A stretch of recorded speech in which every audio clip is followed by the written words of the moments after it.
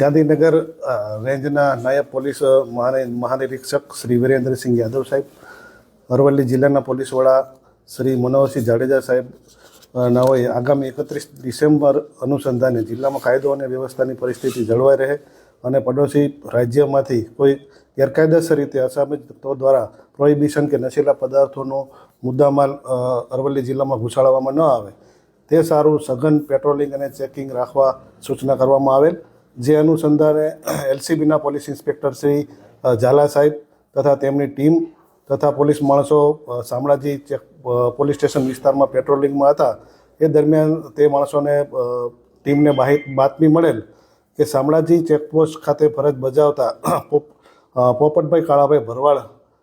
જે પોલીસમાં ફરજ બજાવે છે, તેઓએ અણસોલ ગામના સુરેશ ઉર્ફે મામુ નીનામા મારફતે રિક્ષામાં રાજસ્થાનથી માલ મંગાવેલ છે અને ત્યાં અને બીજા એક વ્યક્તિ રાહુલ જયેશભાઈ લીલાભાઈ દેસાઈ બરાબર કે જેઓને કટિંગ કરીને આપનાર છે, એવી બાતમી આધારે એ જગ્યાએ તેઓએ રેડ કરેલ અને રેડ દરમિયાન આ પોલીસના બંને ઈસમો પોપટ કાળાભાઈ ભરવાડ જે પોલીસમાં ફરજ બજાવે છે અને રાહુલભાઈ ઉર્ફે જયેશભાઈ લીલાભાઈ દેસાઈ કે જેઓ એસઆરપીમાં ફરજ બજાવે છે, એ બંનેને સ્થળ ઉપરથી પકડી પડેલ છે. 2 વ્યક્તિઓ ત્યાંથી નાસી ગયેલ છે. 27 પેટી દારૂ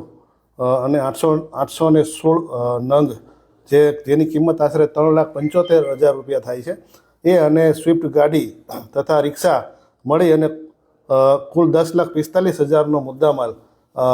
આ કેસમાં કબજે કરવામાં આવેલ છે. સાહેબ, જે એસઆરપીનો જે જવાન છે એની પણ અન્ય ગુનાઓમાં સંડોવણી સામે આવી શું છે? હા, એમની પણ અગાઉ પણ ગુનાહિત સંડોવણી છે અને એ હાલ એ દિશામાં પણ તપાસ કાર્યવાહી ચાલુમાં છે.